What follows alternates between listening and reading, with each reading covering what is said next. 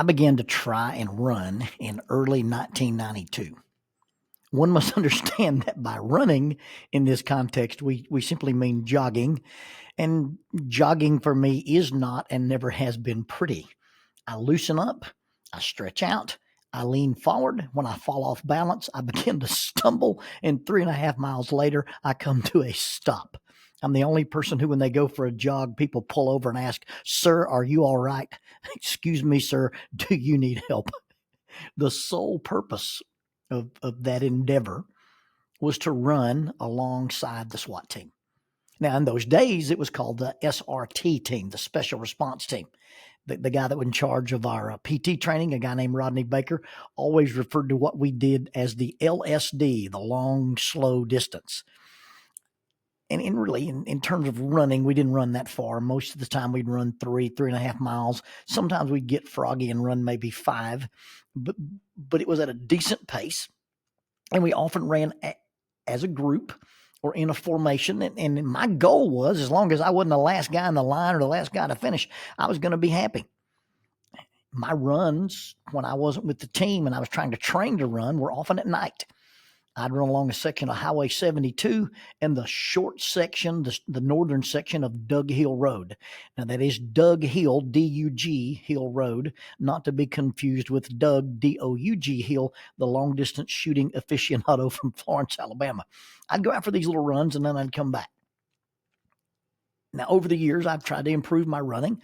I've had reasons why I could not run and had to do some rehab. And so my wife, and you've got to understand, my wife has a master's degree in kinesiology, and she would regularly remind me that there are two types of build. A person naturally has a runner's build, lean for speed, or a person has a power build, and it's a little more stocky and not as much built for speed or endurance. And whatever body style you have, you can change the other body style, but without lots of intentional effort, your body will seek homeostasis and return to its more natural form. A power lifter can start running and drop the pounds and get real lean, but if he slacks off in that intentional regimen, he'll go back to the bulky style.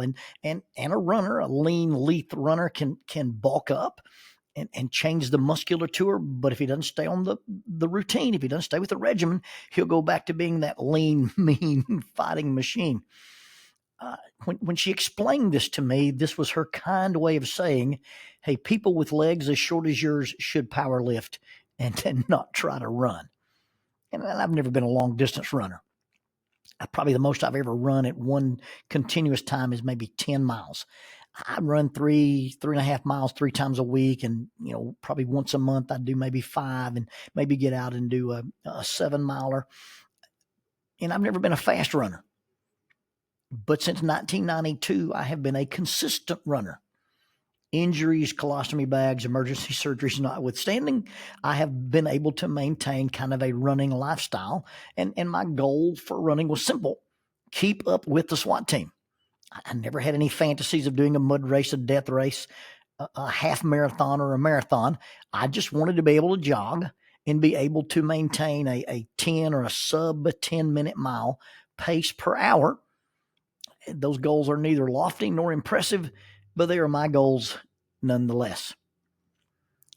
And in my struggles to run and my struggles to return to running or maintain consistency, my lovely wife has always been there to keep me in check and to bring me a dose of reality.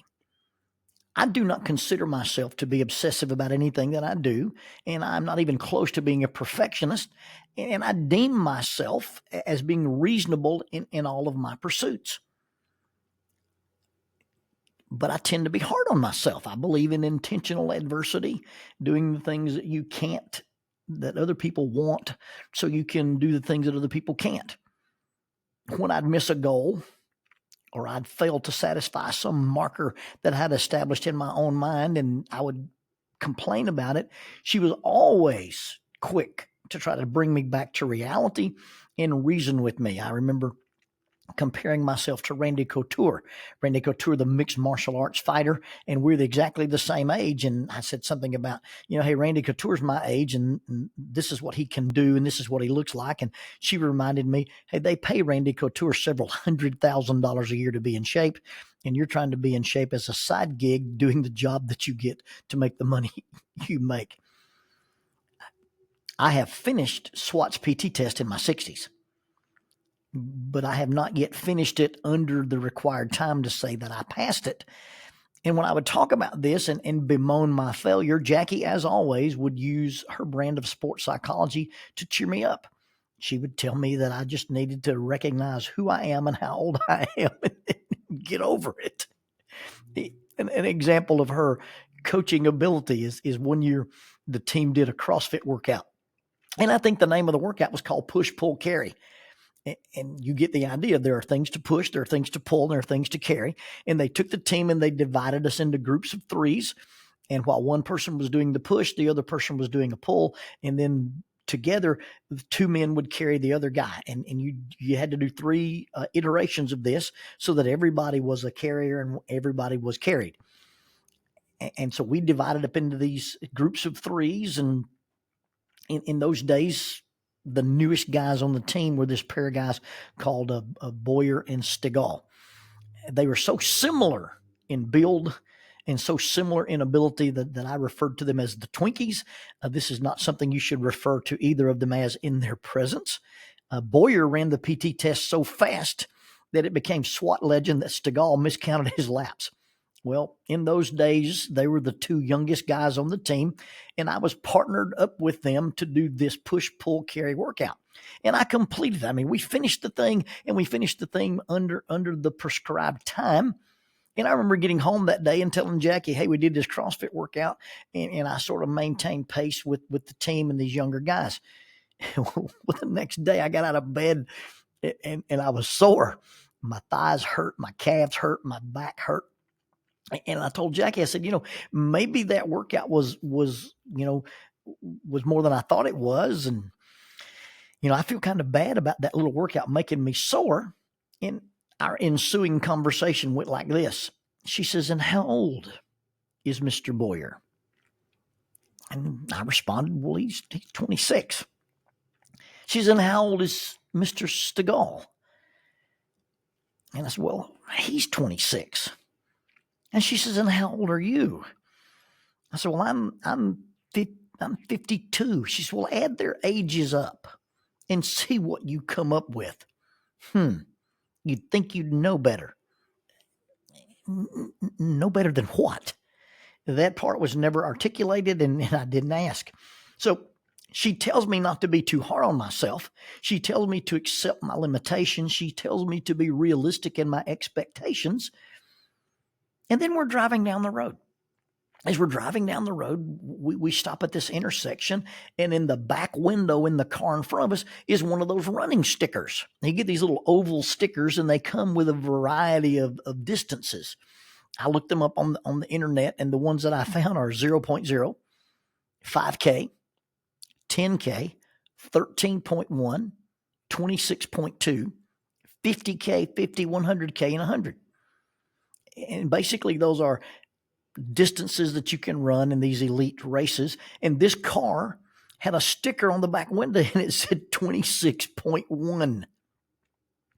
In my mind, some print shop messed up the sticker. Someone vaguely knew about running sticker distances, and they understood there's a 13.1 and a 26.2, and they just mixed them up and they printed the decals. And instead of doing 13.1 and 26.2, they probably did 13.2 and 26.1. But anyway, you got these messed up decals. And if you aren't a runner and don't understand, it is probably easy to do. I'm in a Facebook group where the guys in the group are saddle hunters. And the particular version of saddle hunting we do is that we climb ropes.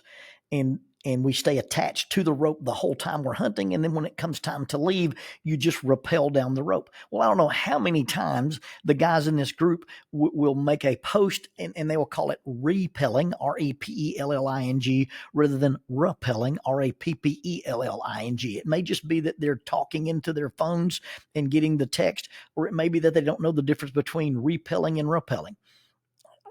It happens all the time. You hear someone talk about a mute point, M-U-T-E, rather than a moot point, M-O-O-T. People talk about the rotator cuff rather than the rotator cuff. People are suffering from Alzheimer's disease rather than Alzheimer's disease. I've heard people say ideal when they meant idea. And recently, one of my friends said that they were in a situation and they hoped they did not exasperate the situation. And what they meant was exacerbate the situation. And the list could go on. But anyway, you've got this guy who messes up a sticker. And it's something you can do. You're in a print shop. You're not a runner. Hey, we need these distances. And they're thinking marathon versus half marathon. So you have this 26.1 sticker on the back of this car. I think it's humorous because I think it's got to be a misprint and somebody's put the wrong sticker on their car. And so I look at this 26.1 sticker and I tell my wife, I said, what do you think that means? And without hesitation, my wife, the accomplished coach, the master of kinesiology, sports psychology emphasis, the espouser of balance, temperance, and reason says, well, the only thing that can mean is I'm a pathetic quitter and a loser. What? A guy ran 26.1 miles, 1/10 of a mile less than the official marathon, and you call him pathetic and he's a loser? And she responded, well, he's the one who put the sticker on his car. How in the world do I get to the idea that some of my physical fitness endeavors fall short? Where would I come up with an idea like that? Well, because I live with the sports Nazi. The 26.1 marathon guy is a pathetic loser and a quitter. Now, I assume that her remark was a humorous retort, and she really doesn't feel that way. But I'm scared to ask. You now understand the idea of mixed messages. You should be less hard on yourself. You should accept your limits. You should accept your limitations. Be reasonable for a guy your age.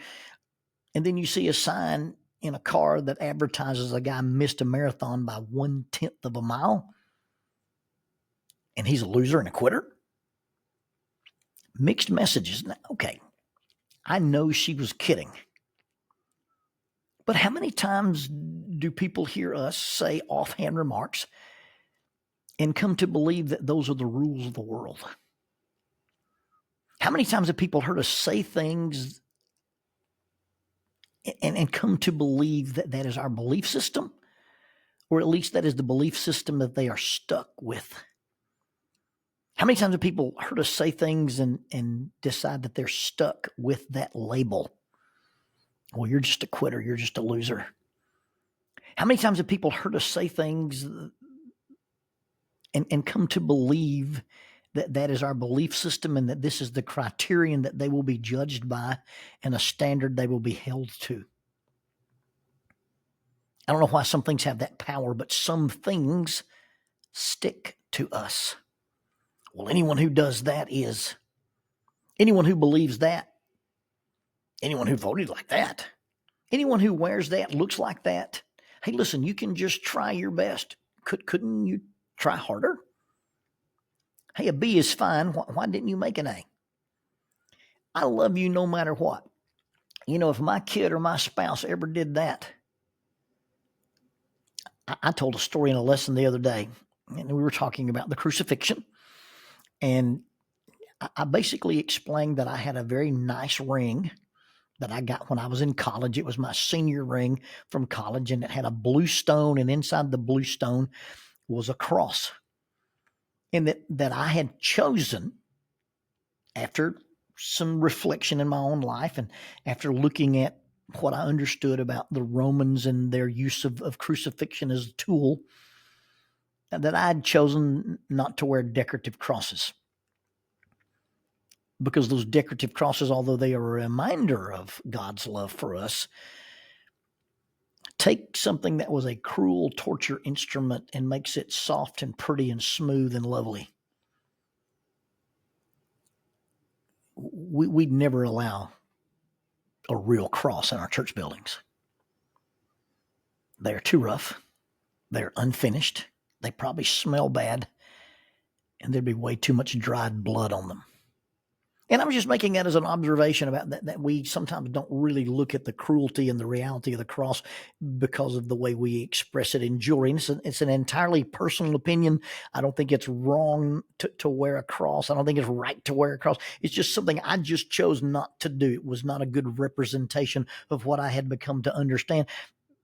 But a very, very young person in the audience got the idea that I thought crosses on jewelry was a way that people made fun of God because they didn't understand the seriousness of the crucifixion. And that's not what I said. That's not what I meant, and it's not what I believe. But that's what they heard, and it stuck with them. Now, we give lip service to your best is okay. Do the best you can. Don't try to be the best. Just be your best. You aren't responsible for what you can't control. The way other people treat you says more about them than about you. But in the next breath, in casual conversation, hey, real men don't tap. I wouldn't let anybody treat me that way. You're a quitter and a loser if you didn't graduate. You're a quitter and a loser if you didn't get a black belt. You're a quitter and a loser if you got divorced. You're a quitter and a loser if you ever thought about suicide. You're a quitter and a loser if you set limits and get out of a toxic situation, whether it's a church, a job, a relationship, a business deal, a friendship, or a family. We listen to people, and those things stick to us and with us. And people listen to us, and those things stick to them and with them, and we create rules for life. We create implicit meanings that give bearing on our worth, our value, and our self-perception. And please understand, I'm not saying that it is always right or always wrong to stop, leave, or quit, or to change. What I'm talking about is the things that are said in our presence or that we say in an offhand, casual moment, and we walk away or others walk away with the interpretations of other people's stickers. And that thing that instantly flows out of our mouth when we respond to the 26.1 sticker, it may not be a Freudian slip actively revealing what we think or feel on the subconscious subliminal level. But when you hear people say things and people hear you say those things, they can and often do become the perceptions, the unspoken rules, and the evaluative metrics for people who are listening. It's not what we actually believe, but it's what we said. And there are those who listen and decide that since we said it, they now believe it, whether or not it's how we actually truly feel. And even if it's not true, it sticks in their minds. I'd like to add a caveat and maybe even a left turn as we end this episode. Excluding delusional thinking, self-deception, deception of others, excuse-making, and the philosophy of everybody gets a participation trophy. 26.1 on a sticker could be a printing mistake. And the guy just has a sense of humor and puts it in the back of his truck anyway. 26.1 could be the guy really thinks he ran a marathon. He didn't. He missed it by 1/10 of a mile. It could be a guy advertising how secure he is with getting that close to the end and then walking off because he had nothing to prove to anybody. It could be a joke. And it could be a guy celebrating that I ran 26.1 miles and that's as far as I could go and that's as far as I could do. And I gave it everything I had. If by some miracle I were to be able to run 26.1 miles and something happened beyond my control, if I passed out, I got hit by a car, if something occurred that was so catastrophic or devastating that I could not walk, limp, crawl, or be dragged the last 0.10 of the marathon. If I'd already done 26.1, I'd put that sticker on my truck and I'd wear it proudly. And I'd be willing to tell anyone who took the time to ask what it really meant. Because those stickers, those labels, they really don't have value in what it means to me. It's not what it means to you. Hey, what does 26.1 mean to you? You're a loser and a quitter. No, what 26.1 means to me is maybe very, very different, very, very significant. And in the end, what it means to me is all that matters. Now, you have to add the caveat that what really matters is not just what it means to me, but does it mean what I think it means? If the meaning of that little sticker, that label is true, regardless of the accomplishment or the feat or the choice or the decision, if the sticker you have on your windshield, if that meaning, what it means to you, is accurate, then by all means, stick with it.